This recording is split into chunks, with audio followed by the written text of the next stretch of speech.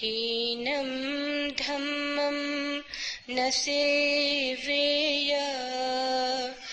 पमादेन न संवसे मिच्छादिठ्ठं न सेवेय न स्यालोकपट्टनो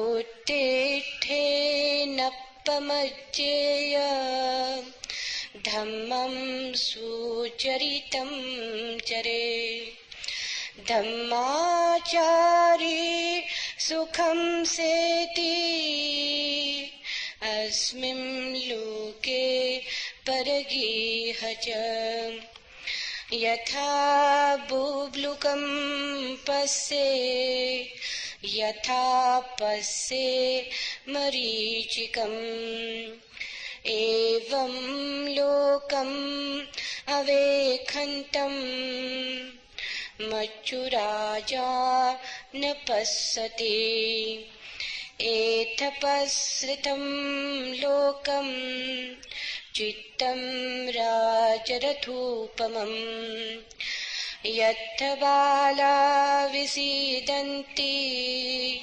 नत्थि संगो विजानतम् यो च पुब्बेपमज्जित्वा पच्छासो नप्पमज्जति सोमं लोकं पभासेति अप्फामुत्तो वचन्दिमा यस्य पापं कथं कम्मं कुशलेन पिधीयते सोमं लोकं पभासेति अप्फामुत्तो वचन्दिमा अन्धभूतो अयं लोको तन्नुकेथ विपश्यति सकन्तु जालमुत्तो वा अप्पो सकाय गच्छति।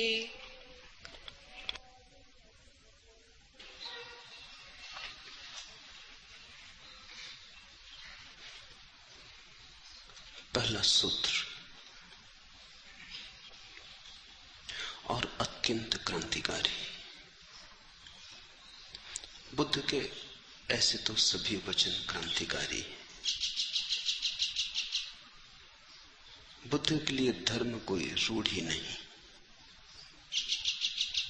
जीवन रूपांतरण की कीमिया है। धर्म कोई परंपरा नहीं, धर्म का अतीत से कोई संबंध नहीं। धर्म नया जन्म है। इसलिए साधारणतः धर्म से तुमने जो जाना है उसे बुद्ध ने हीन धर्म कहा है। वो कोई श्रेष्ठ धर्म नहीं, वो कोई आर्य धर्म नहीं। पहला सूत्र है हीनम धम्मम न सेवे। हीन धर्म का सेवन न करे। क्या है हीन धर्म?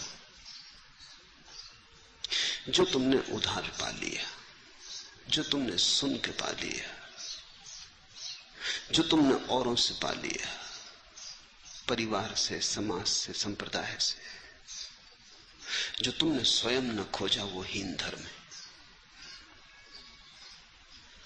वो धर्म जैसा मालूम होता है, धर्म है नहीं। और उससे तुम कहीं पहुंचोगे ना, भटक भला जाओ।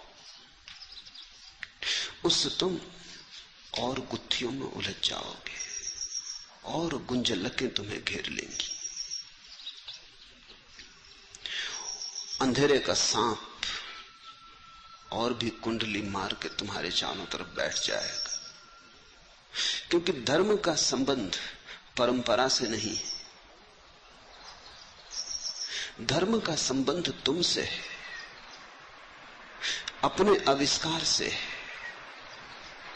स्वयं की खोज से, वेदों से नहीं, उपनिषदों से नहीं, कुरान बाइबल से नहीं। तुम्हारा ही जीवन वो शास्त्र है जिसे वेद कहा जा सकता है, कुरान कहा जा सकता है, इसे न पढ़ के तुम कुछ और पढ़ते रहे तो हीन धर्म में पड़ जाओगे। उस किताब को तुम अपने साथ ही लाए हो,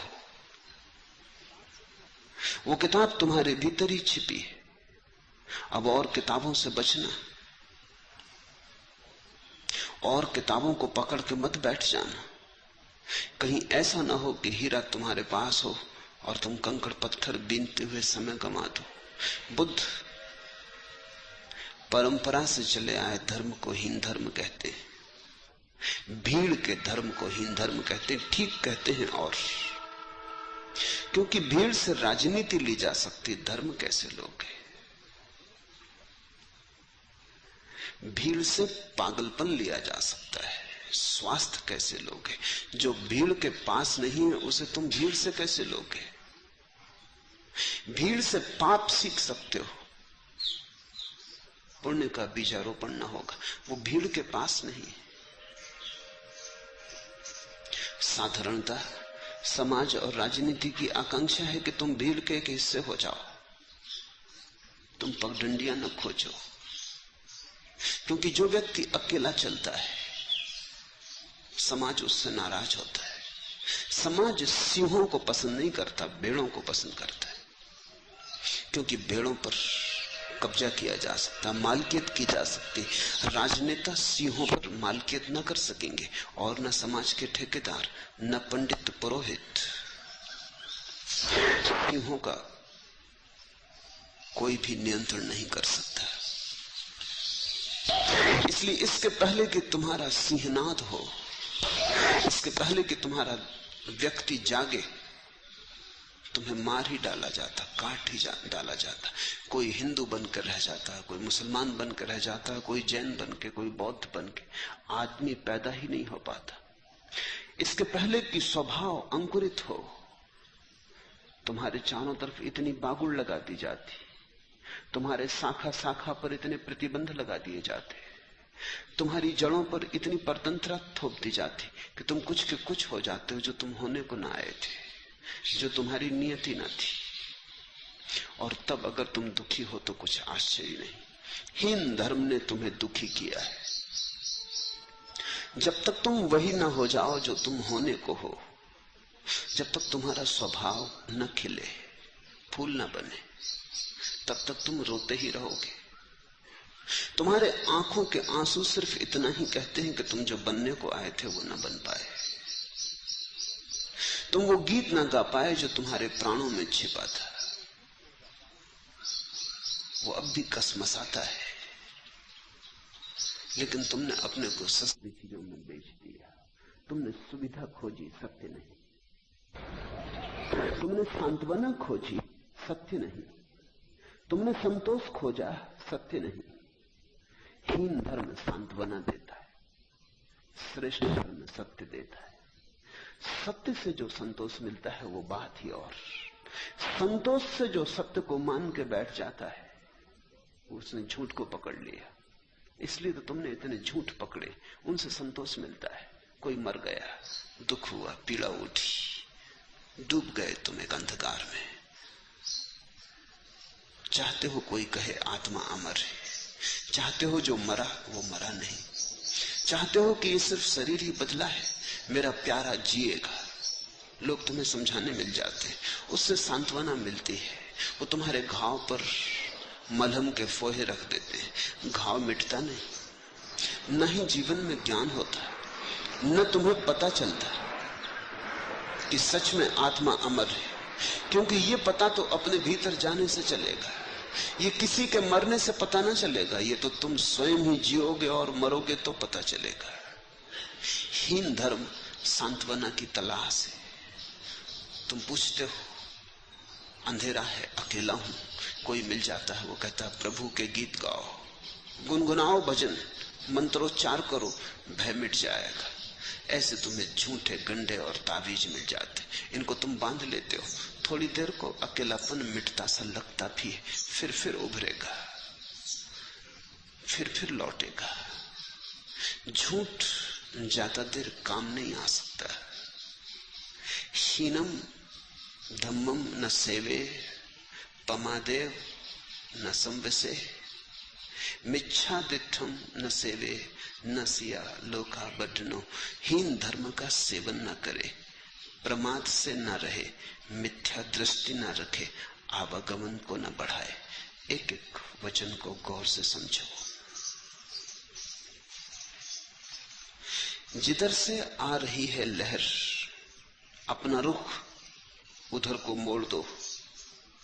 वक्ष सागर का नहीं है राजपथ, लीक पकड़े चल सकोगे तुम उसे, धीमे पदों से रोनते यह दुरासा छोड़ दो।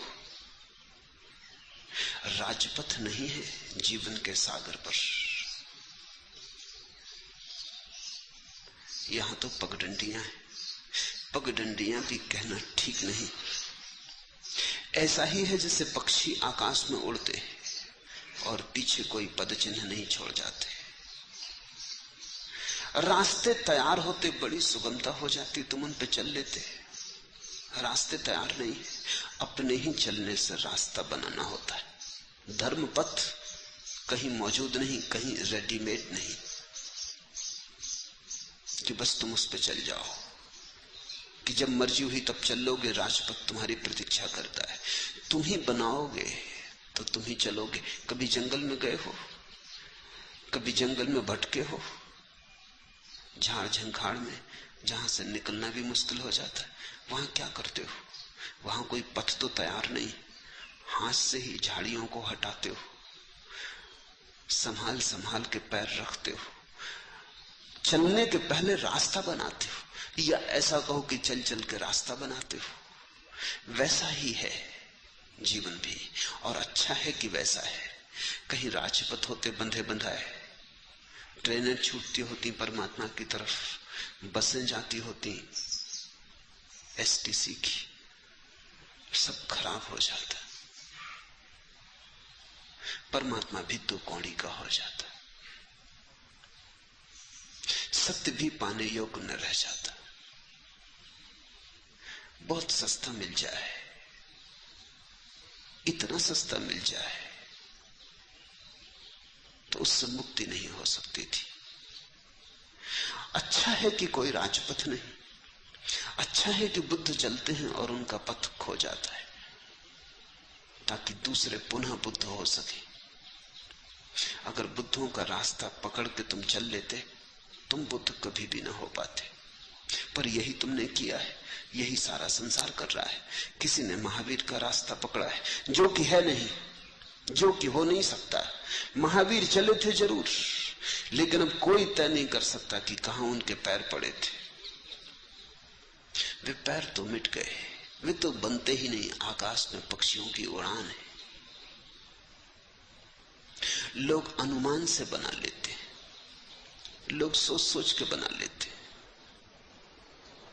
बुद्ध के पीछे लोग चल रहे हैं, कृष्ण के पीछे लोग चल रहे हैं, राम के पीछे लोग चल रहे हैं, जीसस के पीछे लोग चल रहे हैं। वो लोगों ने ही बना लिए, वो लोगों की ही धारणाएं हैं, उनकी ही व्याख्याएं हैं। इनसे बुद्धों का कोई लेना देना नहीं है। इसलिए संप्रदाय को धर्म मत समझना। संप्रदाय तुम्हारा अनुमान है कि यहां से बुद्ध चले होंगे, शायद। संप्रदाय अंधे का अनुमान है कि आंख वाले कहां से चले होंगे। संप्रदाय बहरों का अनुमान है कि जानने वालों ने क्या कहा होगा। संप्रदाय अंधेरे में भटके लोगों की धारणा है कि जिनके हाथ में प्रकाश है वो कैसे चलते होंगे। लेकिन तुम्हारी सब धारणाएं व्यर्थ हैं। अच्छा हो कि तुम धारणाएं छोड़ दो, अच्छा हो कि तुम अपने अंधेरे को स्वीकार कर लो, तो शायद राह मिल भी जाए। क्योंकि राह फिर तुम खोजोगे। अभी तुम्हें ख्याल है कि राह तैयार है, तुम जैन घर में पैदा हुए, राह तैयार है। तुम राजपथ पर ही पैदा हुए, तुम घर में थोड़ी पैदा हुए। तुम तो राजपथ पर, सुपर हाईवे पे पैदा हुए हो। जन्म से आंख खोली, राजपथ पर ही अपने को पाया। ये सब राजपथ झूठे हैं। संप्रदाय को बुद्ध कहते हैं हीन धर्म। संप्रदाय का अर्थ है भीड़ ने तुम्हें जो दे दिया, दूसरों ने तुम्हें जो बता दिया। धर्म का अर्थ है तुमने जो खोजा। खोज स्वभावता दुष्कर है, दूभर है, कठिन है, इसलिए तो लोग सस्ते पे राजी हो गए। असली फूल मुश्किल है, लोगों ने कागज के फूल खरीद लिए।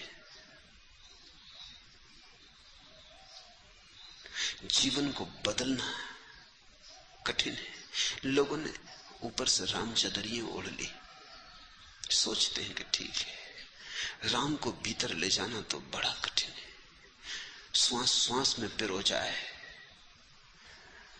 हृदय की धड़कन धड़कन में बस जाए, बड़ा कठिन है। रामचदरिया बड़ी सस्ती है, बाजार में मिलती, ओढ़ लो। किसको धोखा दे रहे हो? लेकिन संप्रदाय रामचदरिया है और धर्म है राम का भीतर आविष्कार। कठिन है मार्ग, इसलिए धर्म केवल साहसियों के लिए है, संप्रदाय कायरों के लिए। वक्ष सागर का नहीं है राजपथ, लीक पकड़े चल सकोगे तुम उसे, धीमे पदों से रौनते या दुरासा छोड़ दो। धक्का लगेगा, यही तो बुद्धों का धक्का है। चौंकोगे तुम कहोगे परंपरा से नहीं, शास्त्र से नहीं, आगम से नहीं, अपने ही ऊपर खोजना है, अपने ही हाथ से, अपने ही द्वारा। तब तो बड़ा असंभव है, मैं और खोज पाऊंगा। तुम्हें अपने पे आस्था तो नहीं, आस्था होगी भी कैसे? तुम्हें सदा सिखाया गया किसी और पे आस्था करो। जैन घर में पैदा हुए महावीर पे आस्था करो, हिंदू घर में पैदा हुए कृष्ण पर आस्था करो। अपना गीत मत खोजो, भगवत गीता काफी है। अपने जीवन की रोशनी को मत जलाओ, वेद में काफी प्रकाश है, ये तुम क्या कर रहे हो फिजूल? क्यों अपने अपने दिए जलाने की चेष्टा कर रहे हो? दिए तो ऋषि मुनि जला गए, बस तुम उनके अंधे लीक पकड़ के चल पड़ो। तुम्हें सदा सिखाया गया किसी और पे आस्था करो, कोई दूर आकाश में बैठे परमात्मा पर, सदियों पहले हुए वेद के ऋषियों पर, पुराणों पर, कथाओं पर। बस एक बात तुम्हें नहीं सिखाई गई, अपने पर भरोसा। वो तुम्हें नहीं बताया गया, क्योंकि सारा संप्रदाय उससे डरता है। तुमने अपने पर भरोसा किया तो वेदों का क्या होगा? वेदों के पीछे चलते पंडितों का क्या होगा? मंदिर मस्जिदों का क्या होगा? ये सारा जाल जो हीन धर्म का फैला हुआ है, इसका क्या होगा? अगर तुमने अपनी ही ज्योति पाल ली तो तुम फिर उधार ज्योतियां क्यों मांगोगे? इस बड़े बाजार का क्या होगा? ये बाजार में बैठे हुए सौदागरों का क्या होगा? इनकी दुकानें बड़ी पुरानी हैं, इनका क्या होगा? इनके बड़े न्यस्त स्वार्थ हैं। ये तुम्हें एक बात भर नहीं सिखाते, स्वयं पर श्रद्धा। ये सब तरह की श्रद्धाएं सिखाते हैं, और मजा ये है कि इनकी सब तरह की श्रद्धाओं के बाद भी आदमी में कोई श्रद्धा नहीं है, हो नहीं सकती, क्योंकि बुनियादी श्रद्धा ही ये नहीं सिखाते। बुनियादी श्रद्धा है आत्मश्रद्धा। बुद्ध उस बुनियाद पर अपने सारे भवन को खड़ा करते। हीन धर्म का सेवन न करे। हीन धर्म का अर्थ है तुमने उनसे सीख लिया जिन्हें खुद भी पता नहीं। तुम्हारी मां ने, तुम्हारे पिता ने तुम्हें परमात्मा की भी खबर दे दी, उन्हें खुद ही पता नहीं। उनसे पूछो तो वो कहेंगे हमारे माता पिता ने हमें दे दी थी। उनसे पूछो तो वो कहेंगे उनके माता पिता ने उन्हें दे दी थी। ये सब उधार चल रहा है। शायद इस श्रृंखला में तुम कभी भी उस आदमी को न पाओ जिसको खुद मिली थी, जिसने खुद जाना था। शायद बस ऐसे ही उधार चलता रहा। ये अफवाह मालूम होती है, ये धर्म नहीं, ये अनुभव नहीं मालूम होता, इसकी कोई जड़ें नहीं मालूम होती। इसे बुद्ध हीन धर्म कहते हैं। तुम्हारा वाज राज इस क्या खोलेगा वाइज, जबां की ये नहीं हजरत, ये जज्ब और दिल की बातें। वो जो पंडित तुम्हें समझा रहा है मंदिर में, मस्जिद में, उसका उपदेश प्रेम की इन गहरी बातों को न खोलेगा। तुम्हारा वज राज इस क्या खोलेगा वाइज। हे धर्मगुरु, तुम्हारे उपदेश हृदय की इस गहरी रहस्य भरी बात को न खोल सकेंगे। जबां की ये नहीं हजरत, ये चश्म और दिल की बातें। ये आंख वालों की बातें, हृदय वालों की बातें, सिर्फ जवान होने से कुछ भी नहीं होता। लेकिन तुमने कभी पूछा कि जिनसे तुमने सीखा उन्हें मिला था? डर के मारे तुम ये पूछते भी नहीं, क्योंकि फिर तुम्हें खोजना पड़ेगा आंख वाला कोई, सदगुरु खोजना पड़ेगा। उससे बचने के लिए तुम, वो तो खोज लंबी है, फिर कैसे मिलेगा, कहां मिलेगा, कुछ दांव पे भी लगाना पड़ेगा। दांव पर लगाने को तुम राजी नहीं। तुम कहते हो मैं जैसा हूं मुझे ऐसे ही रहने दो, और कोई मिल जाए तो फिर ठीक है, कोई तुम्हारे घर आ जाता है। धर्म गुरु धर्म को बिना जाने धर्म दे रहा है। उसने भी किसी से पाया है, सुशिक्षित है, सुदीक्षित नहीं, सुना है, समझा नहीं। जो तुम्हें समझा रहा है उसे तुम उसके जीवन में भी न पाओगे। जो पुजारी तुम्हारे घर आके पूजा करवा जाता है, तुमने उसे भी कभी पूजा करते देखा? उसे तुमने कभी पूजा में देखा, प्रार्थना में देखा?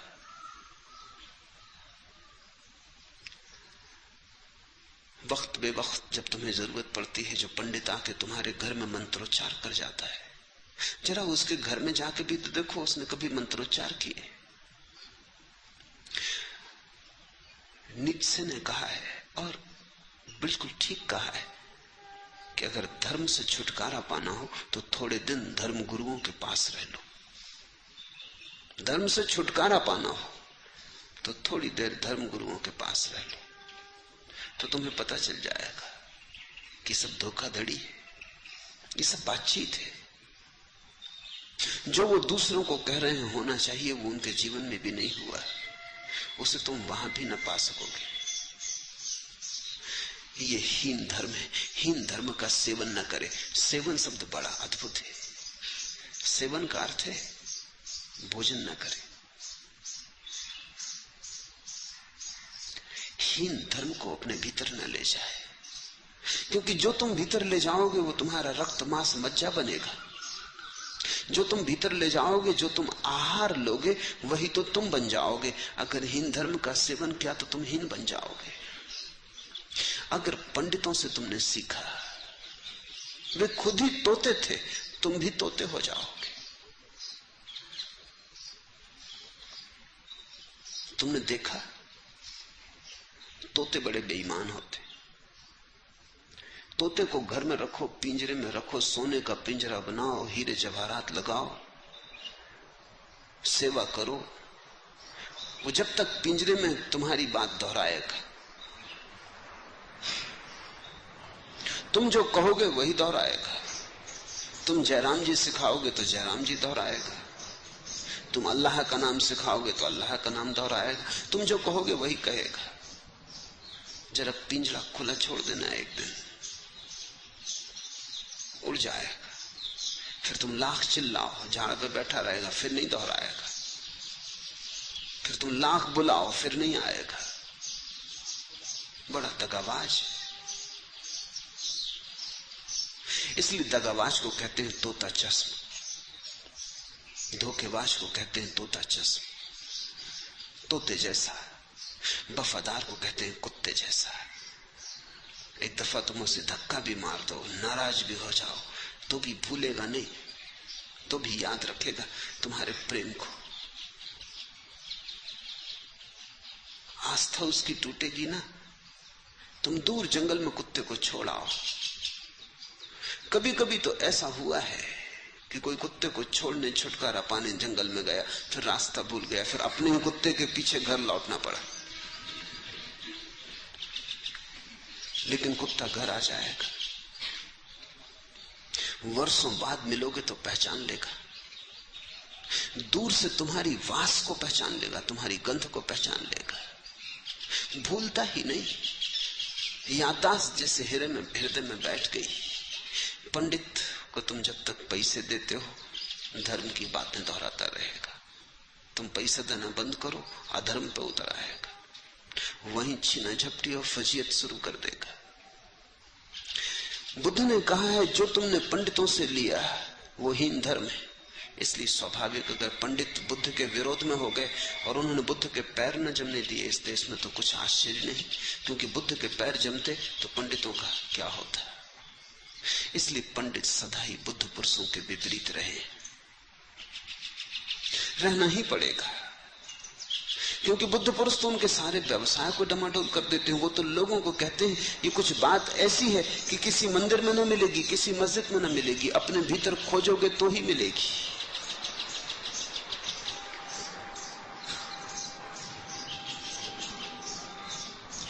हीन धर्म का सेवन न करे, आहार न ले, क्योंकि शब्द जो तुम सुनते हो वो भी आहार है।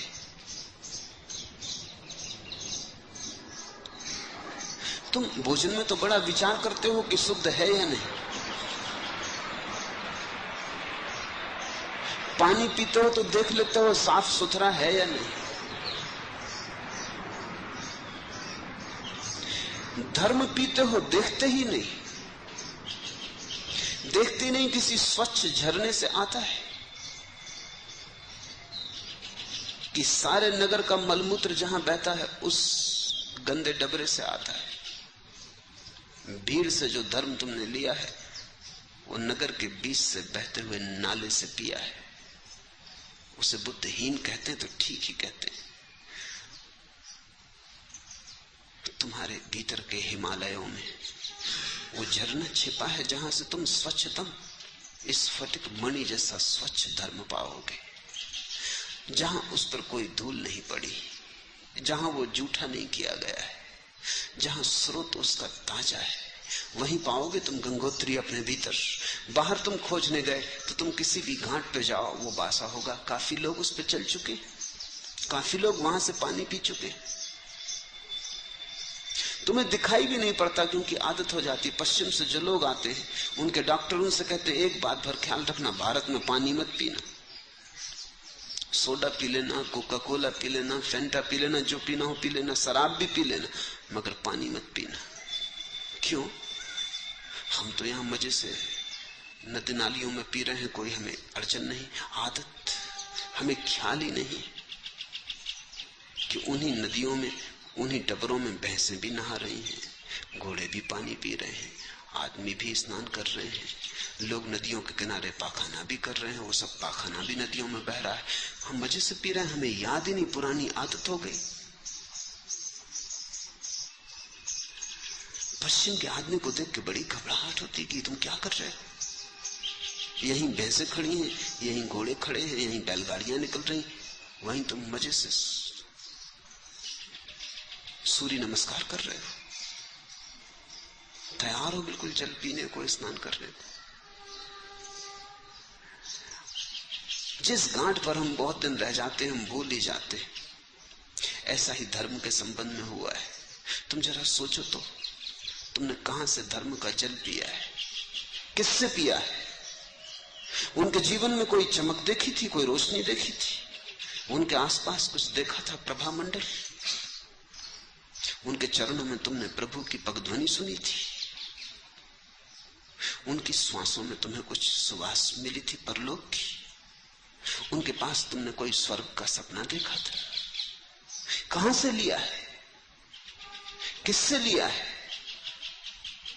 सोचा ही नहीं। पैदा हुए थे उसी डबरे में, पीते रहे, जैन हो गए, हिंदू हो गए, बौद्ध हो गए, ईसाई हो गए, मुसलमान हो गए, हो क्या गए? तुमने सोचा ही नहीं, संकल्प कभी लिया ही नहीं, निर्णय किया ही नहीं।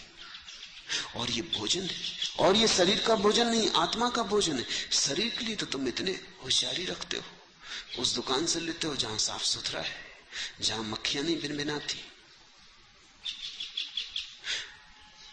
या जो बहुत साफ सुथरे रहना चाहते हैं वो तो दुकान से लेते ही नहीं, वो अपने घर तैयार करते हैं। जो और भी साफ सुथरे रहना चाहते हैं वो तो अपने हाथ से ही तैयार करते, वो तो स्वयं पाकी होते, वो तो अपनी पत्नी के भी हाथ नहीं लगाने देंगे, वो तो खुद ही अपना बना लेंगे। शरीर के संबंध में तुम इतना हिसाब रखते हो, उस शरीर के संबंध में जो आज नहीं कल चला ही जाएगा। लेकिन आत्मा का भोजन है धर्म, उसके संबंध में तुम कुछ हिसाब नहीं रखते। तुम किसी से भी ले लेते हो।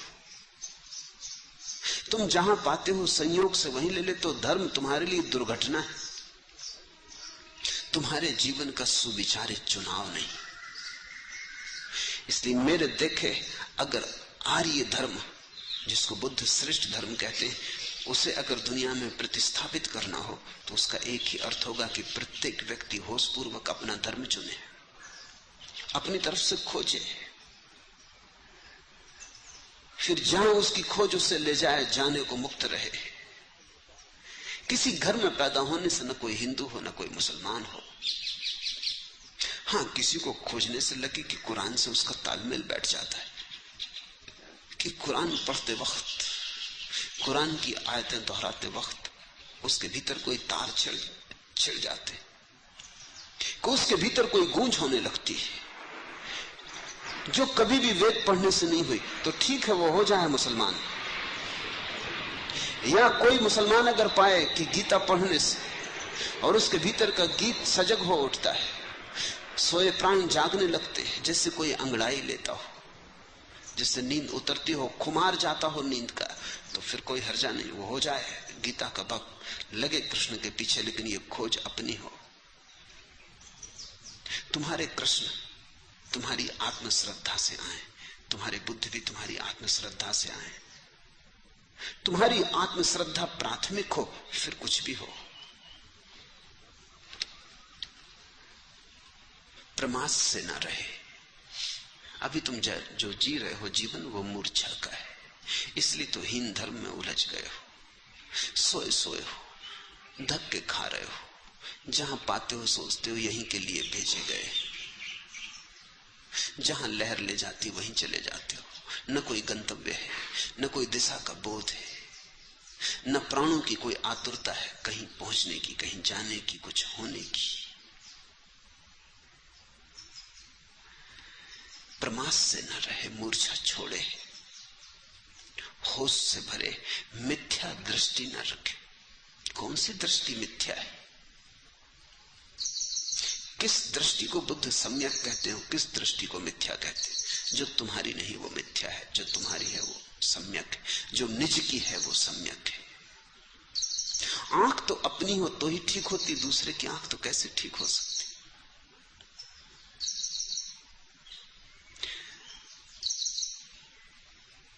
बहुत वर्षों पहले की बात है, मैं हिंदू विश्वविद्यालय बनारस पढ़ने गया। वहां कभी पढ़ा नहीं, बनारस मुझे रास न आया, न गर्मी जची, न वहां का रूखा सूखापन जचा, लौट आया। लेकिन जब गया तो जिनके घर मेहमान था, सुबह सुबह 5 बजे उठा तो सोचा कि एक चक्कर विश्वविद्यालय का लगाऊं, सुबह सुबह देखाऊं, थोड़ी पहचान हो ले कि किस जगह चुनने के लिए, कहां रहने के लिए मैं चुन रहा हूं। चल तो पड़ा, सुबह था, धुंधल का था। एक आदमी से मैंने पूछा, एक भले बुजुर्ग आदमी से जो घूमते जाते मालूम पड़ते थे, कि विश्वविद्यालय कहां? तो उन्होंने कहा, चौरस्ते पे हम खड़े थे कि अगर इस बाएं रास्ते से जाएं तो आगे चल के एक पुल पड़ेगा, पुल के बाद एक टाकीज पड़ेगी। मैंने कहा बस इतना ठीक, फिर आगे मैं पूछ लूंगा। उन्होंने कहा समझे नहीं, इस रास्ते से तो जाना ही मत। ये तो जिस रास्ते से नहीं जाना है उसकी मैंने बात कही। तो मैं थोड़ा चौंका कि ये भी आदमी अजीब है, मैं पूछ रहा हूं विश्वविद्यालय जाने की बात। फिर उसने कहा और ये जो सामने रास्ता है, तो मैंने कहा इससे जाना है कि नहीं? उसने कहा जाना तो इससे भी नहीं।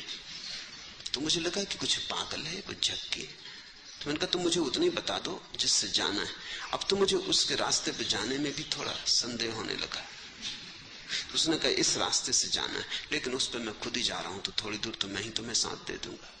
चलो, बताने की कोई जरूरत नहीं।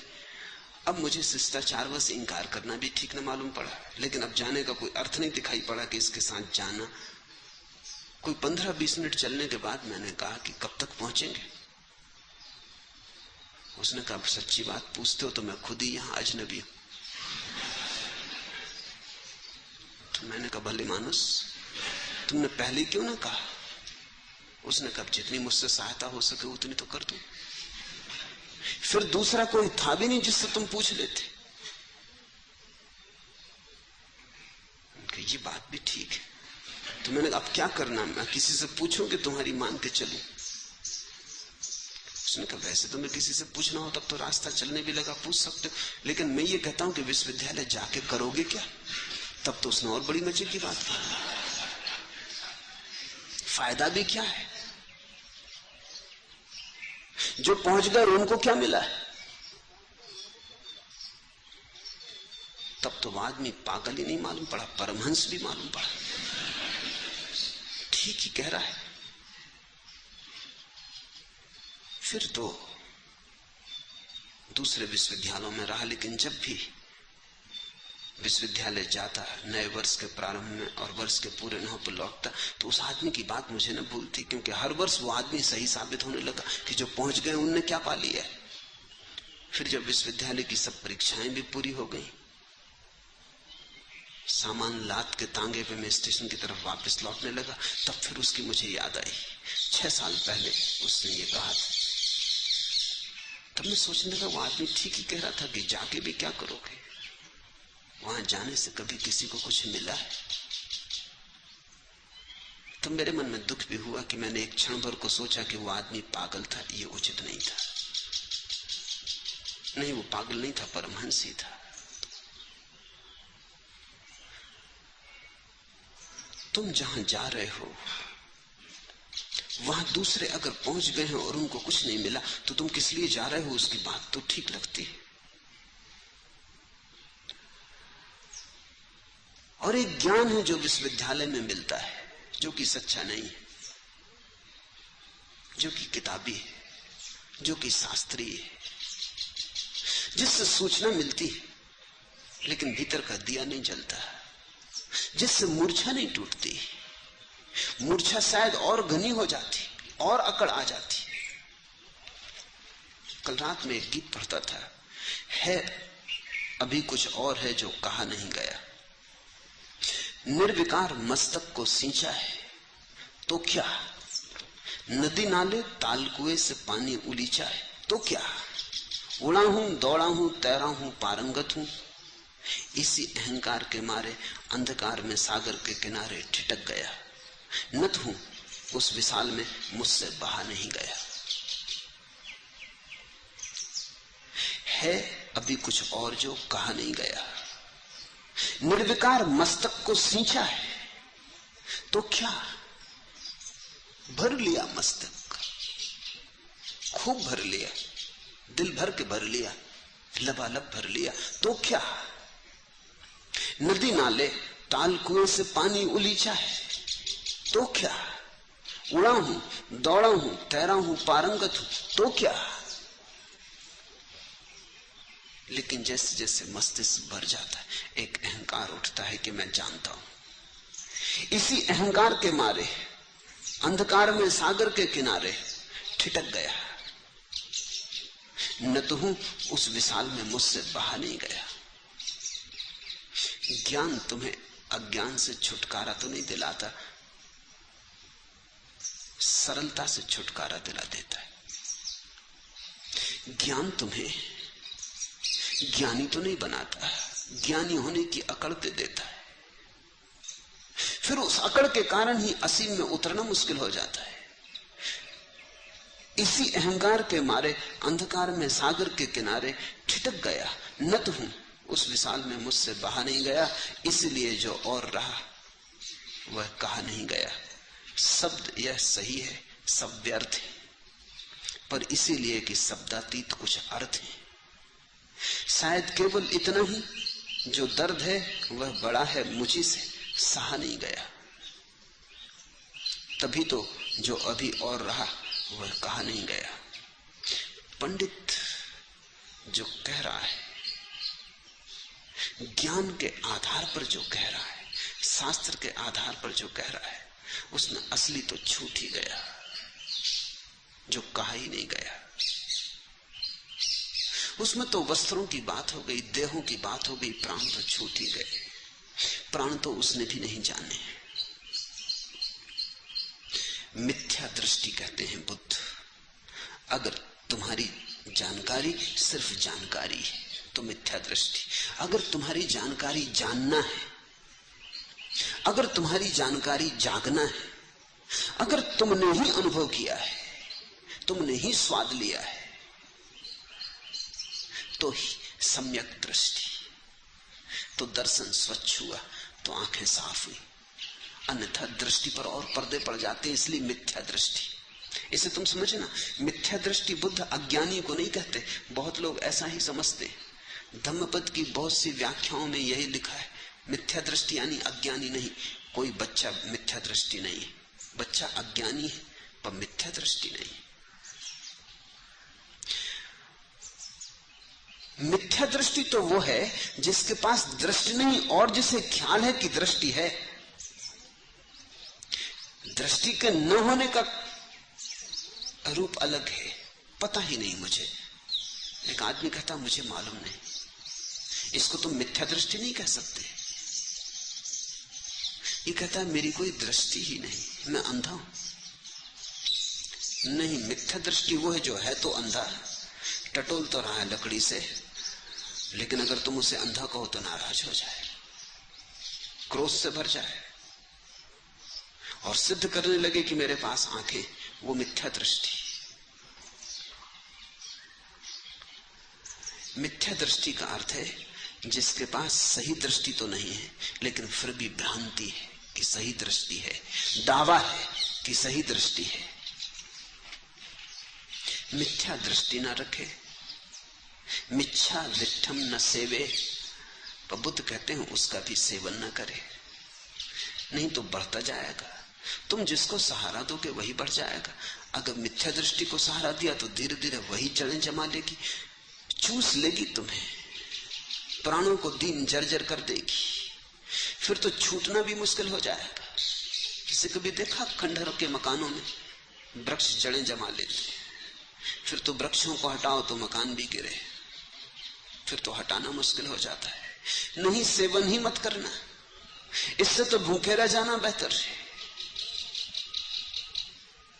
अगर शुद्ध जल न मिले तो थोड़े प्यासे रह जाना हर्जा नहीं, थोड़ी प्यास ही बढ़ेगी, कुछ हर्जा नहीं। लेकिन गंदा जल मत पी लेना, कहीं ऐसा ना हो कि गंदा जल पीते पीते गंदा जल पीने की आदत बन जाए, फिर स्वच्छ जल में बास आने लगे, फिर स्वच्छ जल जचे ना, बेस्वाद मालूम होने लगे क्योंकि गंदगी का स्वाद पकड़ जाए। लोग शराब पीते तो शुरू में तो तिक्त मालूम पड़ती है, बेस्वाद मालूम पड़ती है, सुख नहीं देती, तो फिर धीरे धीरे अभ्यास से होता है, धीरे धीरे पीते पीते उसी में सुख आने लगता है। लोग मछलियां खाते जो नहीं खाते वो सोच भी नहीं सकते। मरी एक मछली पड़ी हो तो ऐसी बास आती, लेकिन जो खाते उन्हें बास तो खोई जाती, शायद बड़ा सुख आने लगता है। बंगाली कहते हैं जल डांडी, वो मछली कहते नहीं उसको, वो शब्द ही गलत है, जल डांडी। जैसे कमल की नाल हो,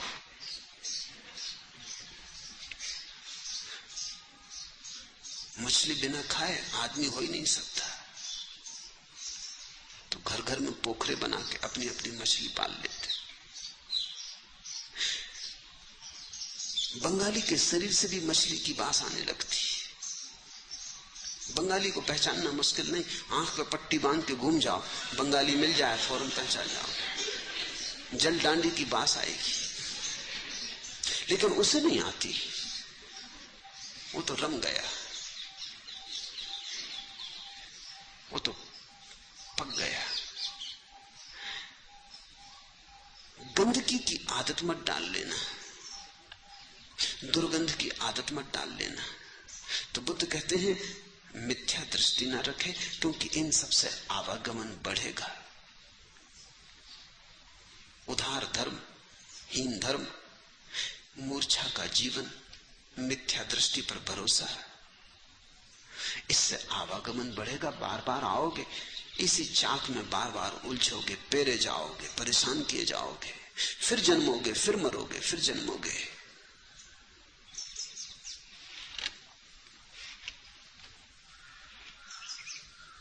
जागो रे जागो, डूबे प्रकाश में दिशा छोर, अब हुआ भोर, अब हुआ भोर, आई सोने की नई प्रात, तुम रहो स्वच्छ मन स्वच्छ गात, निद्रा छोड़ो रे गई रात। तुम रहो स्वच्छ मन स्वच्छ गात। अगर स्वच्छ मन हो, स्वच्छ मन का अर्थ है अगर व्यर्थ को संजोया संभाला न हो, कूड़ा करकट इकट्ठा न किया हो, स्वच्छ गात हो। अगर तुमने वही आहार किया हो जो करने योग्य था, शुद्धतम श्रेष्ठतम आहार किया हो। बुद्ध ने, महावीर ने, दोनों ने उस हिंसा को इनकार किया। सिर्फ इसलिए नहीं कि पशुओं को दुख होता है इसलिए नहीं, इससे भी ज्यादा इसलिए कि तुम जो भोजन करते हो वो तुम्हें निर्मित करता है। तुम जितना निम्न भोजन करते हो उतना निम्न तल का तुम्हारा जीवन हो जाता है। तुम जब भोजन करते हो तो जरा ख्याल करना है, तुमने अगर एक मरे हुए जानवर का मांस खाया तो तुम ख्याल करना ये मरा हुआ जानवर, इसका मांस थोड़ी देर में ही तुम्हारी मांस का हिस्सा हो जाएगा। ये लाश जो बाहर पड़ी है थोड़ी देर तुम्हारे भीतर जीवित हो उठेगी। ये तुम्हारे खून में बहेगा, ये तुम्हारे प्राणों में संचालित होगा। इससे तुम्हारा मस्तिष्क भी निर्मित होगा क्योंकि तुम्हारा भोजन ही तुम्हें बनाता है। तुम नीचे गिर रहे हो, तुम अपने गर्दन के चारों तरफ पत्थर इकट्ठे कर रहे हो, फिर तुमने एक स्वच्छ फल का भोजन किया। महावीर तो, बुद्ध तो कहते थे जो फल पक के अपने से गिर गया उसका भोजन किया, थोड़ा भी नहीं, कच्चा भी नहीं, जो अपने से गिर गया, जो वृक्ष ने खुद ही दान कर दिया, जो वृक्ष ने कहा कोई ले जाए, जो वृक्ष ने छोड़ दिया, उस फल के हल्के भोजन को करके तुम भी हल्के हो जाओगे।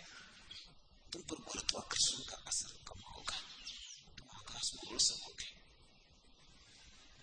विराट आकाश है चैतन्य का, वहां जितने हल्के हो जाओगे उतना अच्छा। तुम रहो स्वच्छ मन स्वच्छ गात, निद्रा छोड़ो रे गई रात।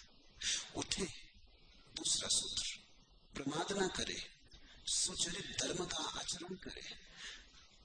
धर्मचारी इस लोक में तथा परलोक में सुख की नींद सोता है। उठे, उठे। किस उठने की बात करते? उपनिषद कहते उत्तिष्ठित जागृत परान् निबोधत। उठो, जागो बोध में, उठे। ये तुम्हारे शारीरिक उठने की बात नहीं है, तुम्हारी चेतना उठे, तुम्हारी आत्मा उठे। तुम वहां भीतर सोए न रह जाओ, झाड़ो, साफ करो, बोझ को हटाओ, उठो भीतर। उठे, प्रमाद न करे। प्रमाद न करना उठने का सूत्र है। प्रमाद शब्द को समझो, बुद्ध का बड़ा बहुमूल्य शब्द, बुद्ध महावीर दोनों का। प्रमाद का अर्थ होता है ऐसा जीना जैसे कोई शराब पिए जी रहा हो। एक शराबी को राह पे चलते देखो, चलता है, डगमगाता है, पैर कहीं के कहीं पड़ते। एक शराबी को मैंने देखा, कुछ दिनों तक एक मोहल्ले में रहता था जबलपुर में, पास ही वहां एक शराबी था, काफी धनी व्यक्ति, समृद्ध, कुछ करने को नहीं था, खूब था पैसा, शराब ही एकमात्र करने जैसी बात रह गई थी। एक रात में लौट रहा था, कोई 11 बजे होंगे, किसी मित्र के घर से। उस आदमी को मैंने देखा कि वो एक पैर तो नाली में रखे और एक नाली के पास फुटपाथ पर रखे चल रहा है। चलना कठिन हो रहा है क्योंकि एक पैर ऊंचा और एक नीचा और शराब पिए। मैंने उसको पूछा भी, ग्राह पर नहीं चलते? उसने कहा मैं भी सोच रहा हूँ कि रास्ते का हुआ क्या, इर्छा तिरछा क्यों हो गया। बड़ी मुश्किल हो रही चलने की।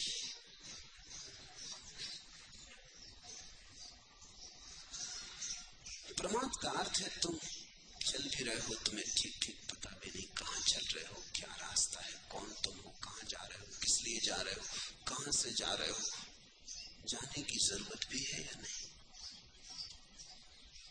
चले जा रहे हो एक धक्कम धक्की, सब जा रहे हैं इसलिए तुम भी जा रहे हो, सब चल रहे हैं इसलिए तुम भी चल रहे हो, सब काम कर रहे हैं इसलिए तुम भी काम कर रहे हो। एक अनुकरण, एक अंधानुकरण। प्रमाद छोड़ने का अर्थ है थोड़ा झकझोरो अपने को, जो भी करो होशपूर्वक करो, पैर भी उठाओ तो होशपूर्वक उठाओ। बुद्ध ने तो इतना कहा है कि श्वास भी भीतर जाए तो तुम्हें होश रहे कि श्वास भीतर गई, अब पहुंच गई भीतर, रुकी जाकर, अब चली वापस, अब बाहर गई, अब बाहर पूरी चली गई, रुकी जाकर, अब फिर भीतर आने लगी। बुद्ध ने कहा भिक्षु तो वही है जो श्वास तक को अनजाना न चलने दे, जो श्वास जैसी सूक्ष्म प्रक्रिया पर भी होश को जमा दे, बिठा दे। राह पर चले, बुद्ध कहते हैं, तो बायां पैर उठे तो भीतर पता रहे कि बायां उठा, अब बायां नीचे गया, दायां उठा। मतलब ये नहीं कि तुम भीतर कहो कि बायां उठा दायां उठा, पागल हो जाओ। ऐसा बोध रहे, शब्द नहीं बनाने, ऐसा कहना नहीं कि बायां उठा अब दायां उठा, नहीं तो थोड़े दिन में जोर जोर से कहने लगो कि अब बायां उठा अब दायां उठा, फिर तो बहुत मुश्किल हो जाएगी, जिंदगी बड़ी जटिल है। क्या क्या संभालोगे, बायां पैर उठ रहा है, श्वास भीतर जा रही, हाथ इस तरफ जा रहा है, क्या क्या संभालोगे, क्या क्या होश रखोगे। होश रखने का मतलब इतना ही है कि तुम जागे रहो, जो भी हो रहा है, जो भी हो रहा है, ऐसा ना हो कि तुम कहो मुझे पता नहीं था कब हो गया। अगर इतने जाग के तुम जियोगे, कैसे क्रोध कर पाओगे, कैसे काम वासना में उतर पाओगे, कैसे घृणा कर पाओगे, कैसे ईर्ष्या करोगे, असंभव। बुद्ध ने बड़ा गहरा सूत्र दिया है, जो जागा हुआ जीता है उसके जीवन में जो पाप है वो अपने से गिर जाता है। बुद्ध की परिभाषा यही है कि पाप का अर्थ है सोए सोए जीना, पुण्य का अर्थ है जागे जगे जीना। पुण्य का कोई संबंध कृत्य से नहीं है, कर्ता के जागे होने से, और पाप का भी कोई संबंध कृत्य से नहीं है, कर्ता के सोए होने से। अगर तुम जागने लगो भीतर, उठने लगोगे भीतर, उत्थित सुचरित धर्म का आचरण करे, धम्मम सुचरित्रम चरे। सुचरित, किसी ऐसे आदमी के पास जाओ जिसके पास तुम्हें धर्म का कोई साकार रूप उतरता हुआ मालूम पड़ता। शास्त्र तो मुर्दा है, उनमें सब सुंदर बातें लिखी, लेकिन बस ऐसे हैं जैसे फूलों को तुमने किताबों में दबा के बहुत दिन रख दिया हो, सूख जाते, गंध भी खो जाती, सौंदर्य भी खो जाता है। शास्त्रों में रखे हुए सत्य तो किताबों में दबाए गए फूलों की तरह मर चुके, बहुत पहले मर चुके। अब तो तुम किसी बगीचे में जाओ, किसी माली को पूछो, किसी बगीचे के जीवित जिंदा फूल को देखो। सुचरित का अर्थ है, अगर गुलाब को जानना है तो खिले हुए गुलाब के पास जाओ, किसी बुद्ध पुरुष को खोजो जहां तुम्हें गंध मिले, जहां तुम्हें जीवित का साक्षात्कार मिले, जहां तुम अपने भविष्य को वर्तमान में खड़ा हुआ देख पाओ, जहां तुम्हें कोई दिया जला हुआ मिले, ताकि भरोसा बढ़े, हिम्मत बढ़े कि जो इस व्यक्ति को हो सका वो मुझे भी हो सकेगा। सदगुरु का इतना ही अर्थ है। सदगुरु तुम्हें ले नहीं जाता है, कोई किसको कहां ले जा सकता है। सदगुरु को देख कर तुम्हें इतना भरोसा आ जाता, आत्मविश्वास आ जाता है कि तो हम यूं ही नहीं भटक रहे, तो हो सकता है, हुआ है, आंख के सामने सुचरित है, छू के देख ले, पास रह के देख ले, सत्संग करके देख ले, कहीं हुआ है। इस पृथ्वी पर धर्म धीरे धीरे विनष्ट होता चला गया, क्योंकि हम फिक्र करने लगे किताब से। हमने बुद्धों की तलाश खोज दी, छोड़ दी, ऐसा नहीं कि बुद्ध होने बंद हो गए, बुद्ध सदा होते रहे, होते रहते हैं, हो रहे हैं, सदा होते रहेंगे। पृथ्वी बड़ी, लेकिन हमने खोज छोड़ दी। इसका परिणाम यह हुआ कि हमें अब ईश्वर पे भी आस्था नहीं आती कि ईश्वर हो सकता है। ईश्वर जैसा कोई देखा हो तो ही तो आस्था आ सकती थी। आस्था आए कैसे? शक होता है कि कहीं कल्पना का जाल ही ना हो। तुम्हें कृष्ण पे भरोसा कैसे आ सकता है? शक बना ही रहेगा कि कहीं कहानी ही ना हो। क्योंकि कहीं तुम्हें जीवन में जब तक कोई जीवित व्यक्ति न मिल जाए जिसकी बांसुरी में फिर वही स्वर हो, न सही ठीक कृष्ण जैसे, क्योंकि ठीक कृष्ण जैसे तो फिर दोबारा नहीं होंगे, लेकिन स्वाद वही हो, धुन वही हो। तुम्हें फिर कभी कोई व्यक्ति मिल जाए जिसके चरणों में बैठ के फिर तुम पर वैसी ही शांति की वर्षा हो जाए जैसे कभी बुद्ध के चरणों में किसी को हुई थी, तो तुम्हें भरोसा आएगा। अपने पे भरोसा आएगा, भगवत्ता पे भरोसा आएगा। तब तुम्हें पता चलेगा कि ये आत्मा ही परमात्मा है। ये हो सकता है, मेरे भीतर भी हो सकता है। छोटे पक्षियों के बच्चे जब अपनी माँ को आकाश में उड़ते देख लेते हैं तब हिम्मत आती, तब वे भी घोंसले के किनारों पर बैठ के डरते डरते, संकोच करते करते पंख फैलाते। कभी कभी तो माँ को उन्हें धक्का देना पड़ता है। उसमें भी तरह तरह के बच्चे होते हैं। कोई बच्चा हिम्मतवर होता है, उड़ जाता है।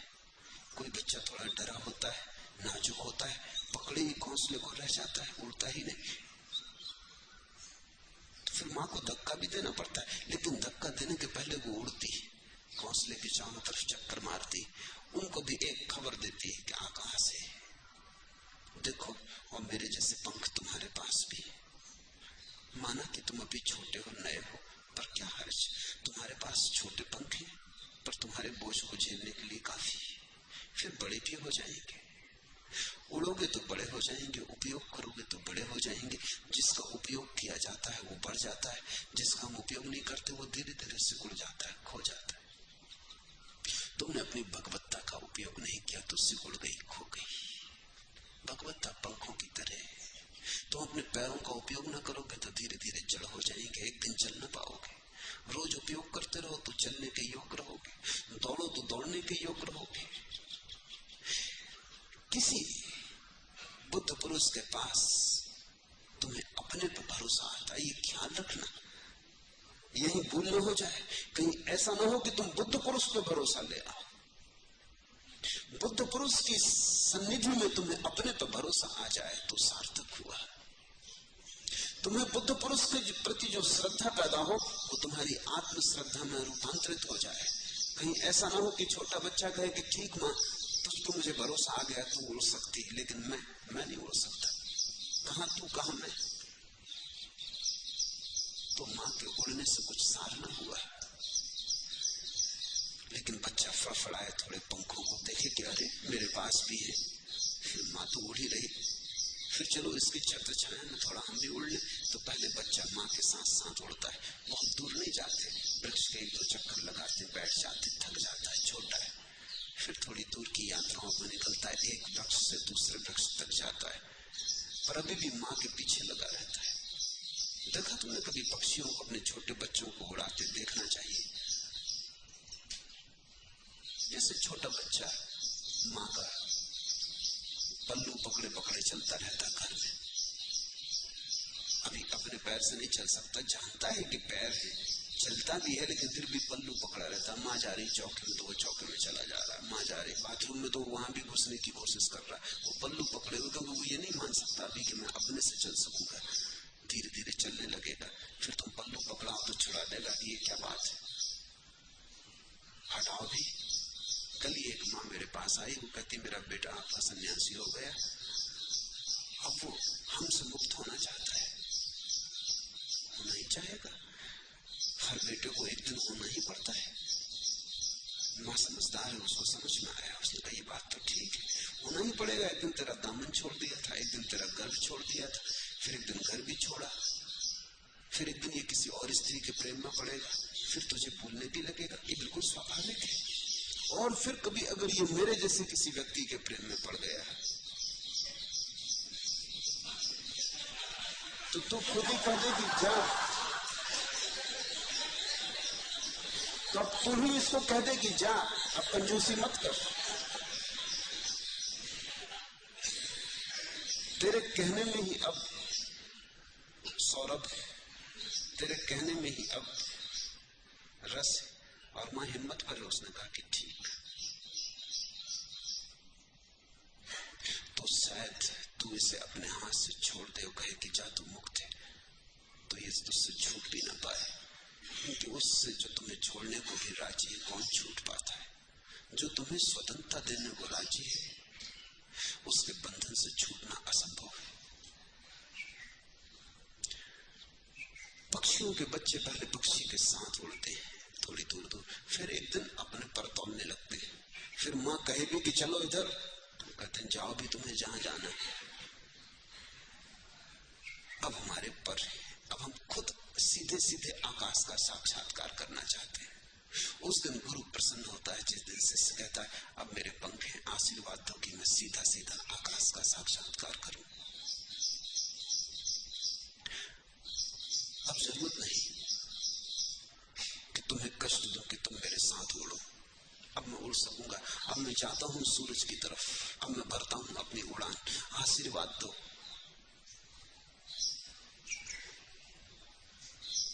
बुद्ध जब कहते हैं सुचरित धर्म का आचरण करे, सुचरित का अर्थ हुआ जहां अभी आचरण में हो, जहां अभी धर्म जिया जा रहा हो, जहां धर्म अभी किताब में दबा हुआ सूखा गुलाब का फूल ना हो गया हो, जहां अभी वृक्ष पर लगा हो, जहां अभी जड़ें जमीन में फैली हो, जहां अभी रसधार बहती हो, जहां अभी झरना जीवित हो, सिर्फ याददाश्त न रह गई हो।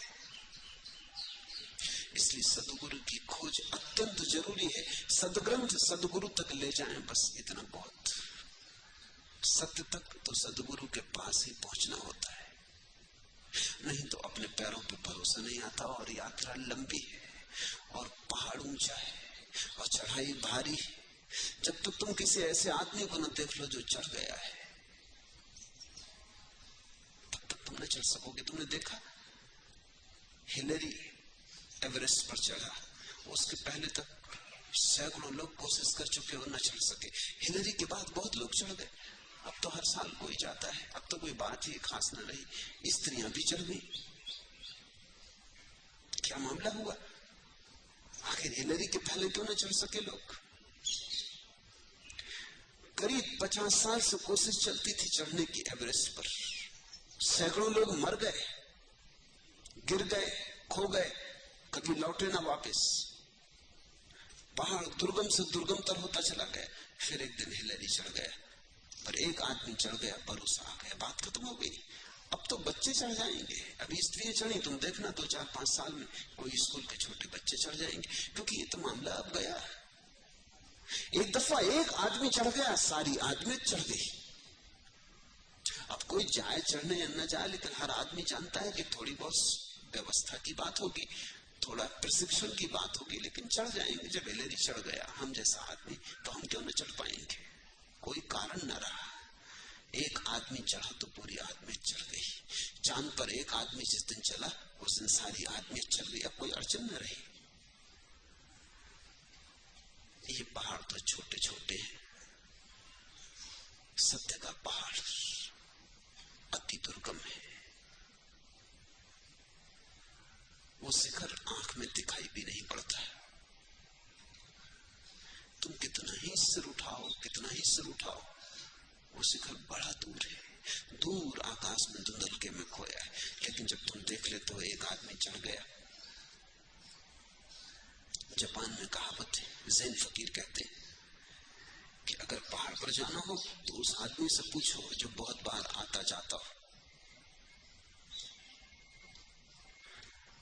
ठीक है, आस्क द अवेकन्ड, जो जाग गए उनसे पूछो।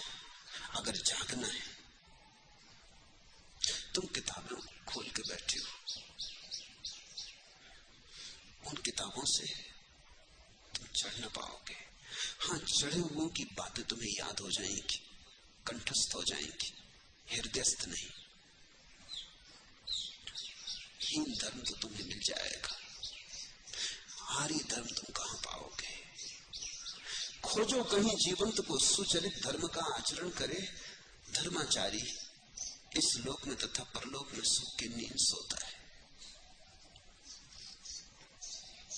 तुम तो सुख से जागते भी नहीं, नींद तो बड़ी दूर।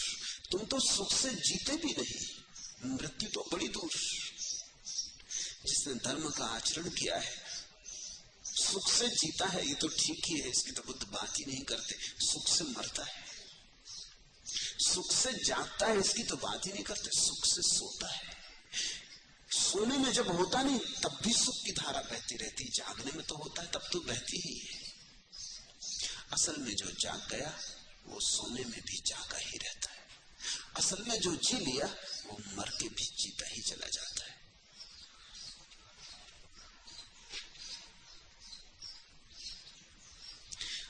साधारण जन, सोए हुए जन कभी सुखी नहीं। सुख के सपने भला देखते हो, आशा भला करते हो, उम्मीदें बांधते हो, लेकिन कभी सुख उन्हें मिलता नहीं। तुम जरा लोगों की आंखों में झांको, जरा लोगों के चेहरे को गौर से देखो, कैसे कुम्हलाए हो गए। आंखों ने झीलों की शांति खो दी है, झीलों की गहराई खो दी है। लोगों के प्राणों को जरा देखो, कैसे थके बांधे बोझिल है, जैसे बस मरने की प्रतीक्षा कर रहे हो, जैसे और कुछ करने को नहीं बचा है।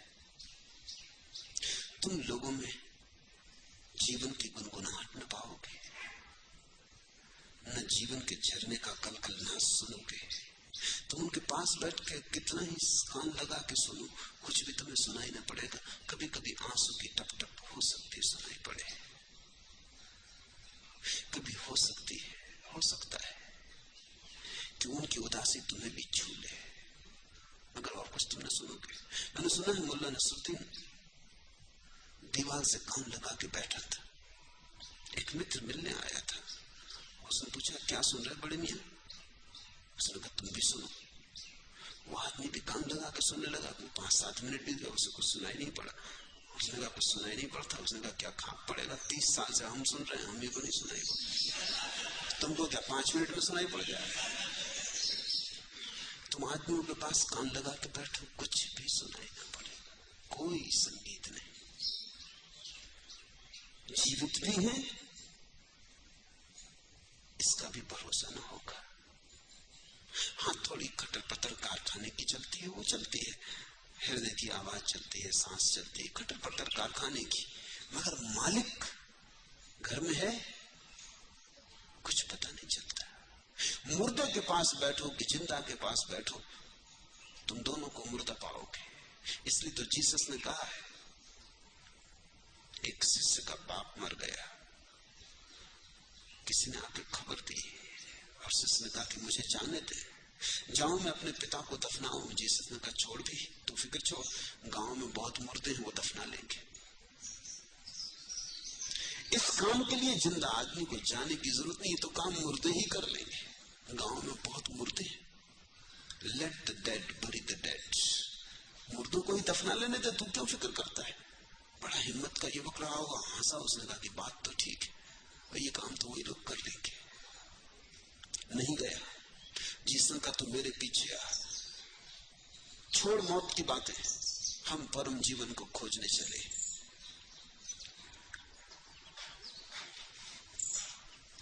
जो न देखा था आज तक हमने, दिल की बातों में आकर देख लिया। जिंदगी हर तरह बवाल रही, सब्र भी आजमा के देख लिया। कोई अपना नहीं है यहां ए अर्ज, सबको अपना बना के देख लिया। जिंदगी हर तरह बवाल रही। तुम जरा गौर तो देखो, तुम्हारी जिंदगी सिवाय बवाल के और क्या है? सोचने का मौका नहीं मिलता, ये और बात है। फुर्सत कहां? कि लौट के देखें कि जिंदगी बवाल है। चले चले जाते हैं, एक रौ में बहे चले जाते हैं, समय नहीं मिलता। उठते हैं सुबह, भागे दौड़े आपाधापी, सांझ थके मांदे आए, सो गए, फिर सुबह उठे, फिर भागे, ऐसे ही भागते भागते एक दिन गिरते हैं और खो जाते हैं। लेकिन जरा सोचो तो, सिवाय बवाल की जिंदगी में कुछ और है? ये अर्ज की पंक्ति बड़ी प्यारी है। जिंदगी हर तरह बवाल रही, सब्र भी आजमा के देख लिया। वो ये कहता है कि सब तरह से शांति भी रख के देख ली, सब तरह का धीरज भी रख के देख लिया, सब तरह की सांत्वना भी अपने को देख के देख ली, फिर भी बवाल ही रही। जो न देखा था आज तक हमने दिल की बातों में आके देख लिया, और फिर दिल ने जो जो आशाएं बनाई उनके पीछे दौड़ के देखा, जो जो सपने दिए उनके पीछे दौड़ के देखा, जो जो इंद्रधनुष दिखाए उनके पीछे दौड़ के देखा, सब देख लिया। जिसने इस बात की प्रतीति कर ली कि इस जिंदगी में सिवाय उपद्रव, दौड़ धूप, बेचैनी के और कुछ भी नहीं, यहां कोई वृक्ष की छाया भी नहीं, एक बड़ा मरुस्थल है। उसकी जिंदगी में क्रांति घटती, तो फिर वो भीतर खोजना शुरू करता। बाहर देख लिया, नहीं कुछ मिलता, अब भीतर देख लें, क्योंकि दो ही आयाम है। कहीं ऐसा ना हो कि हम बाहर खोज रहे हैं और वो भीतर हो, और ऐसा ही है क्योंकि जिन्होंने भीतर खोजा उन्होंने पा लिया। जो इस संसार को पानी के बुलबुले की तरह और मरीचिका की तरह देखता है, उस ऐसे देखने वाले को यमराज नहीं देखता। बड़ी गजब की बात बुद्ध कहते अगर तुमने जिंदगी को मौत समझ लिया, अगर तुमने जिंदगी में मौत देख ली, तो फिर मौत तुम्हें न देख सकेगी, तुम मौत के लिए अदृश्य हो जाओगे। अभी मौत तुम्हारे लिए अदृश्य है। बड़ी प्यारी बात कहते। वो कहते हैं अभी तुम्हें मौत दिखाई नहीं पड़ती, जीवन जीवन दिखाई पड़ता है। अभी तुम्हें सब तरफ हरा हरा सूझता है, अभी तुम्हें मौत दिखाई नहीं पड़ती। अभी तुम बबूलों में भी खो जाते हो। यथा बबुलकम पस्से यथा पस्से मरीचिकम, अभी तो तुम मरीचिकाओं में भी भटक जाते हो। अभी तो दूर के दृश्य बड़े सुहावने मालूम पड़ते, और बहुत बार पास जाके भी देखा है, कुछ न पाया। बहुत बार पास जाके भी इतना ही पाया कि दूर के ढोल सुहावने होते हैं, पास उतने सुहावने सिद्ध नहीं होते। सच तो यह कि और पास जाओ तो ढोल ही सिद्ध नहीं होते, सब खो ही जाता है। कोरे सपने सिद्ध होते। तुम्हारा प्रक्षेपण था, तुमने ही सोच लिया था, तुमने ही मान लिया था, हाथ में कुछ लगता नहीं, राख ही लगती। लेकिन बुद्ध कहते हैं जिसने जिंदगी में ये देख लिया कि सब पानी का बबूला है, अभी गया अभी गया। क्या सत्य असत्य नहीं, मैंने कुछ भी सोचा, मन शांत हुआ, जिसको पा उसको सत्य कहा। जो आकर जीवन में आंसू सा चला गया, मेरी आस्था ने केवल उसे असत्य कहा। फिर और दूसरा भी मेरा यह अनुभव है, जो सत्य वही जीवन में स्थिर रह पाता है। जो मिथ्या है, भ्रम है, असत्य है, क्षण भर में हलचल सा आता है, जल सा बह जाता है। जो मिथ्या है, भ्रम है, असत्य है, क्षण भर में हलचल सा आता है, जल सा बह जाता है। सूरज से प्राण, धरा से पाया है शरीर, ऋण लिया वायु से हमने इन श्वासों का, सागर ने दान दिया है आंसू का प्रवाह।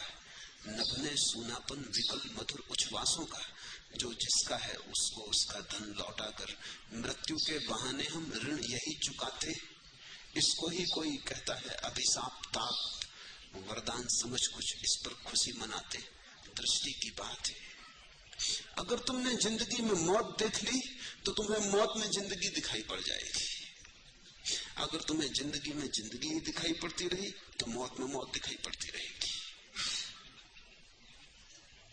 अगर तुमने झूठ को सच समझा तो सच में तुम्हें झूठ दिखाई पड़ता रहेगा। अगर तुमने झूठ को झूठ समझा तो तुम्हें सच में सच दिखाई पड़ जाएगा। कृष्णमूर्ति बार बार कहते हैं असत्य को असत्य जान लेना, सत्य के जानने की भूमिका पैदा कर लेना। to know the false as false. असार को असार जान लेना, बस सार को जानने की भूमिका पैदा हो गई। जो नहीं है उसे जान लेना नहीं है, तो फिर जो है उसके लिए तुम्हारे द्वार खुले। जब तक तुम भ्रम में भटके हो, जब तक पानी के बबूलों में तुम अपनी उम्मीदें सजाए हो, जब तक तुम उन पर फूले नहीं समाते जिनको पाके तुम कुछ भी ना पा सकोगे, तब तक तुम भटकोगे। जो है वो तुम्हें दिखाई ना पड़ सकेगा। अर्ज कहां तक आखिर ये पुरलुत्फ सुहानी उम्मीदें, खुश फहमी पर फूलना इतना कैसे है, आसार तो देख। यहां सभी चला जा रहा है, बहा जा रहा है, कैसे है, आसार तो देख। खुश फहमी पर फूलना इतना, आज जिंदगी है कल नहीं होगी, अभी फूल खिले हैं कल झड़ जाएंगे, अभी वीणा बजती थी कल टूट जाएगी, कैसे है, आसार तो देख। अर्ज कहां तक आखिर ये पुरलुत्फ सुहानी उम्मीदें, कब तक सपने संजोता रहेगा, कब तक खुश फहमी पर फूलना इतना, कैसे है, आसार तो देख। जो इस संसार में पानी को, जो इस संसार को पानी के बुलबुले की तरह और मरीचिका की तरह देखता है, उस ऐसे देखने वाले को यमराज नहीं देखता। मौत आएगी और तुम्हें पकड़ न पाएगी, तुम मौत के हाथ के बाहर हो जाओगे। मौत के पहले मौत को देख लो, मौत के पहले मर जाओ, फिर तुम्हें मौत ना ले जा सकेगी। बहुत कम ऐसा होता है कि मौत आती है और जिसे ले जाना है उसे नहीं देख पाती। बड़ी पुरानी यूनानी कथा है, मुझे बड़ी प्यारी रही। एक बड़ा चित्रकार था, बड़ा मूर्तिकार था। जब उसकी मौत आने के करीब आई तो उसने अपनी ही 10 मूर्तियां बना ली। और वो इतना बड़ा मूर्तिकार था कि कहते थे कि वो जब किसी की मूर्ति बनाता था तो जिसकी मूर्ति बनाई उसको उसके पास खड़ा कर दे, और अगर वो आदमी सांस साथ के खड़ा हो जाए तो लोग बता ना पाते थे कौन असली कौन नकली, कौन मूर्ति है कौन मूल। उसे याद आया, जब उसे लगा चिकित्सक होने का अब तेरी मौत करीब है, तो उसने कहा कि ठीक, दे लेंगे धोखा। उसने अपनी ही 10 मूर्तियां बना ली, उनमें छिप के खड़ा हो गया। मौत आई, दरवाजे से घुसी, वो बड़ी घबराई। इधर 11 आदमी थे, ले एक जाना था और बिल्कुल एक जैसे थे, कौन असली है पता करना मुश्किल था। उसने बड़े गौर से सबको जाकर देखा, वो सांस साधे खड़ा रहा। जब उसके पास से निकल गई तो वो निश्चिंत हुआ, मौत तो थक के लौट गई। उसने परमात्मा को जाके कहा, बड़ी मुश्किल है, वहां 11 आदमी एक जैसे हैं, ऐसा कभी हुआ नहीं। तुमने कभी एक जैसे 2 आदमी भी नहीं बनाए, वहां 11 हैं, ये कैसी भूल चूक हो गई, अब मैं किसको ले आऊं। परमात्मा हंसने लगा। उसने कहा कि 10 नकली, एक असली। उसने कहा कैसे पहचाने। तो परमात्मा ने कहा ये रहा सूत्र। उसके कान में एक मंत्र बोल दिया, कहा ये मंत्र तू जाके कमरे में बोल देना, असली अपने से बाहर आ जाएगा। वो मौत वापस लौटी, वहां के कमरे में खड़ी हुई, उसने चारों तरफ नजर डाली। उसने कहा और सब तो ठीक है, एक भूल रह गई। वो आदमी बोला कौन सी। उसने कहा यही कि तुम अभी अपने को नहीं भूले, चलो बाहर निकलो।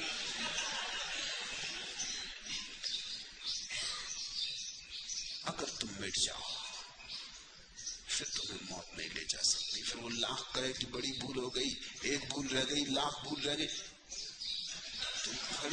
तुम खड़े हो, सो खड़े हो। शायद बहुत सिर मारे तो कोई नकली मूर्ति बोल उठे कि हो गई बहुत बकवास, तो उसी को ले जाए, लेकिन तुमको ना पकड़ पाए। तुम हो ही नहीं, पकड़ेगी कैसे। पकड़े जाने के लिए होना जरूरी है। वो आदमी भूल गया एक क्षण को, भूल ही जाओगे, धोखा दिए न चलेगा।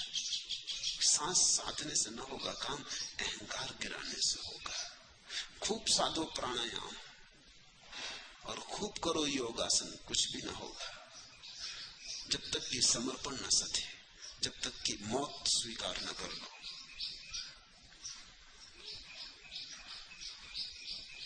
एव लोकम अवेक्षंतम मंचु राजा न पश्यति।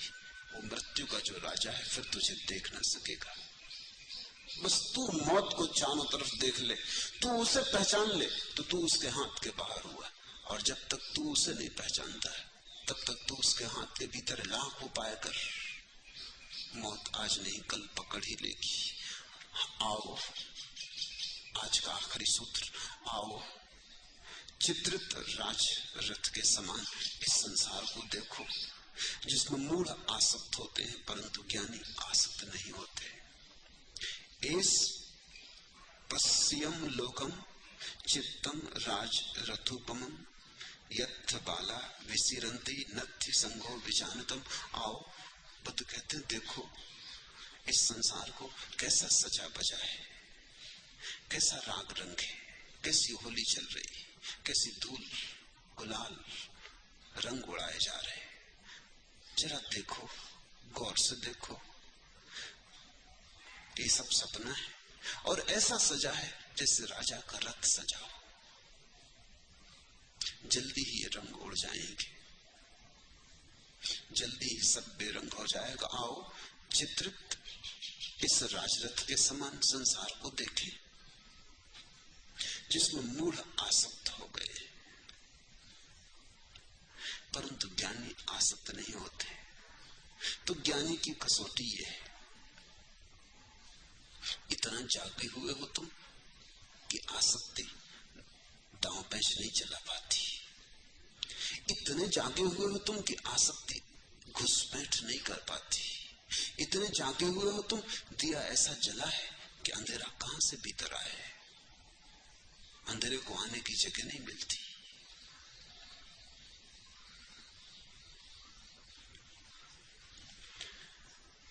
ये बुद्ध का निमंत्रण है कि संसार को ठीक से देख लो।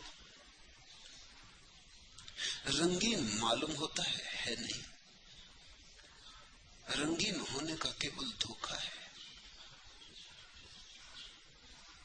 क्या बताऊं कि खुदा जाने जवानी क्या थी, जागते जागते ख्वाब मगर देखा था। लौट के जब पीछे देखोगे तो सारी जिंदगी ख्वाब से ज्यादा ना मालूम पड़ेगी। बर्ट्रैंड रसल ने किसी मित्र को एक पत्र में लिखा है कि बहुत बार मुझे ऐसा होने लगता है कि जो अतीत में गुजार आया हूं वो वस्तुतः था भी या नहीं, कहीं ऐसा तो ना हो कि एक सपना देखा था। तुम भी जरा सोचना, क्या तुम्हारे पास पक्का सबूत है कि था? रात तो जब तुम सपना देखते हो तब वो भी लगता है सच्चा है, सुबह जाग के पता चलता है अरे सपना था। जरा पीछे लौट कर देखो, कल जो बीत गया था आज कैसे फर्क करोगे, सपना था कि सही था? आज कैसे निर्णय करोगे? सपना भी हो सकता है, सभी सपने जब देखे जाते हैं सच मालूम होते हैं। च्वांग त्सू की प्रसिद्ध कथा है, बहुत बार मैंने कही। रात उसने सपना देखा कि तितली हो गया, सुबह बैठा था उदास। शिष्यों ने पूछा क्या हुआ, उसने कहा अब मैं कभी प्रसन्न न हो सकूंगा, बड़ी मुश्किल हो गई। रात सपना देखा कि मैं तितली हो गया हूँ। शिष्य हंसने लगे, उन्होंने कहा तो भाई ऐसे सपने तो हम सभी देखते हैं, इससे क्या परेशानी? उसने कहा परेशानी सपने से नहीं, परेशानी जाग के हो रही। अब मुझे ये शक हो रहा है कि अगर च्वांग त्सू सपना देख सकता है कि तितली हो गया, तो हो सकता है अब तितली सो गई हो और सपना देखते हो च्वांग त्सू हो गई। क्या पक्का? कौन सच्चा? कैसे निर्णय करूं? जब तितली था तो बिल्कुल तितली था, रात उड़ता फिरता था, फूल फूल पत्ती पत्ती। एक क्षण को भी संदेह न आया सपने में कि मैं च्वांग त्सू और तितली। अब जाग गया हूं, ये च्वांग त्सू कह रहा है, वो कहता है कि जाग गया हूं, कौन जाने तितली सो गई हो। मेरा जागना तितली का सोना हो सकता है, क्योंकि मेरा सोना तितली का जागना हुआ था। तितली उड़ती फिरती थी, अब हो सकता है तितली बैठ गई हो किसी वृक्ष पर संभाल के, ढांप के सो गई हो गहरी नींद में, और सपना देखती हो कि च्वांग त्सू हो गई। अभी जो मैं बैठा हूं, ये वस्तुतः मैं बैठा हूं कि तितली सपना देख रही है। तुम कुछ मेरी सहायता करो। मगर क्या उपाय है? फिर तो ज़ेन फकीरों ने च्वांग तजू के इस वक्तव्य को एक कुआन बना लिया। तो शिष्यों को देते हैं कि इस पर ध्यान करो। ध्यान करते करते इस पर एक ऐसी घड़ी आती कि जिसको तुम सपना कहते हो वो और जिसको तुम सच कहते हो वो दोनों एक ही गुणधर्म के मालूम होने लगते हैं भी। कोई रात आंख बंद का सपना है, कोई दिन आंख खुले का सपना है, पर सब सपने। क्या बताऊं कि खुदा जाने जवानी क्या थी, जागते जागते ख्वाब मगर देखा था। कुछ ख्वाब तुम जागते जागते देखते हो, कुछ सोते सोते देखते हो, बाकी सब ख्वाब है। माया का इतना ही अर्थ है, माया के सिद्धांत की इतनी ही बात है। आओ चित्रित राजरथ के समान इस संसार को देखो जिसमें मूढ़ आसक्त होते। मूढ़ कौन है? मूढ़ वही है जो बार बार के अनुभव से नहीं सीखता। कितनी बार तुमने सोचा ये मिल जाएगा तो सब मिल जाएगा, फिर मिल भी गया, फिर हाथ मसोस कर रह गए, मगर एक अनुभव न लिया कि अब दोबारा ऐसा न सोचेंगे। एक युवक मेरे पास आया कोई 1.5 वर्ष पहले। उसने कहा कि 3 विवाह और 3 तलाक कर चुका हूं। अभी कोई ज्यादा उम्र नहीं, जल्दी जल्दी पश्चिम में बहुत जल्दी काम हो रहे हैं, सब चीजों में गति आ गई। कोई हवाई जहाज तेजी से नहीं उड़ रहे, आदमी भी तेजी से उड़ रहे। उनका कि जब मैं 3 तलाक कर चुका हूं और अब आशीर्वाद लेना आया हूं, एक चौथी लड़की के प्रेम में पड़ गया हूं। मैंने कहा चौथी की बात पहले करेंगे, पहले 3 की तो करें। उसने कहा क्या मतलब? मैंने कहा पहली से तुम्हें क्या अनुभव हुआ? उनका वो बातें जाने भी दें, बड़ा दुखद अनुभव हुआ। पर मैंने कहा अनुभव के पहले तो तुमने बड़े सुख की उम्मीदें बांधी थी। उसने कहा जरूर, अन्यथा विवाह ही क्यों करता, कोई फंसता ही क्यों। फिर दूसरे में क्या हुआ? पहले वही उम्मीदें फिर बांधी थी। वो थोड़ा हैरान हुआ।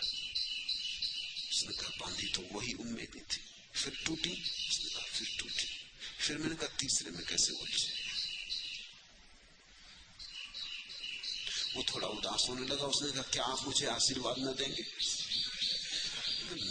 मेरी क्या तकलीफ है आशीर्वाद? आशीर्वाद से ज्यादा सरल और क्या है। इसलिए तो जिनके पास कुछ नहीं है वो भी आशीर्वाद देते। आशीर्वाद में दे दूंगा, लेकिन मेरे आशीर्वाद से जीवन का ढांचा नहीं बदलेगा, जीवन का रंग न बदलेगा। फिर पछताओगे। अब तुम मुझे भी गाली दोगे कि मैंने आशीर्वाद दिया, जैसे कि मेरा आशीर्वाद असफल हुआ।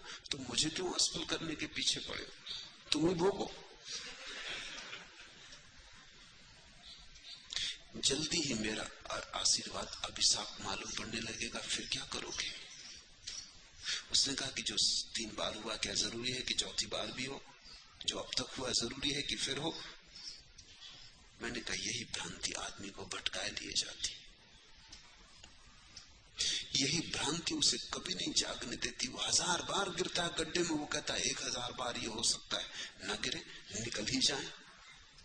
1000 बार जो सेतु टूट जाता है बीच में, वो फिर भी 1000वीं बार सोचता है क्या पता 1000वीं एक बार सफल हो जाए। और ऐसे आदमियों ने कहानियां गढ़ रखी। तुमने गजनी के महमूद की कहानी सुनी होगी। वो हार गया, वो भागा पहाड़ पर, वो बड़ा परेशान हो चुका था, वो कई बार हार चुका था, उसने आत्महत्या की तय कर ली थी। वो जाके गुफा में छिप रहा था, दुश्मन पीछा कर रहे थे। कहानी है कि उसने देखा कि एक मकड़ी जाला बना रही, जाला उखड़ उखड़ जाता, वो गिर गिर पड़ती। कोई काम ना था, बैठा देखता रहा, गिनती करता रहा कितनी दफा।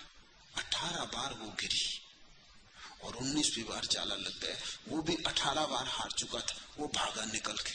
उसने कहा कि अरे अगर मकड़ी 19वीं बार जीत जाती मैं भी जीत जाऊंगा।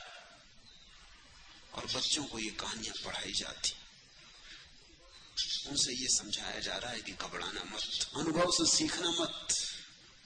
19वीं बार जीत जाओगे। उस 19वें के चक्कर में सभी फंसे। जीवन कुछ ऐसा है कि यहां जीत होती ही नहीं, यहां जीत होके भी हार ही होती है। महमूद जीत भी जाए तो भी क्या हाथ लगता है। जो व्यक्ति अनुभव से सीखता है वो ज्ञानी है, जो अनुभव से सीखता नहीं वो मूढ़ है, वो अपनी आसक्ति को बसाए चला जाता है। और जिसने सीख लिया, जिसने अपने जीवन से इतनी सीख ले ली कि यहां सपने ही सपने, इंद्रधनु है, दूर से बड़े सुंदर रंगीन है, पास जाने पर कुछ भी नहीं। जिसको ये समझ में आ गया उसके लिए एक नई यात्रा शुरू हुई। उस यात्रा का नाम ही धर्म है। एस धम्मो सनातनो।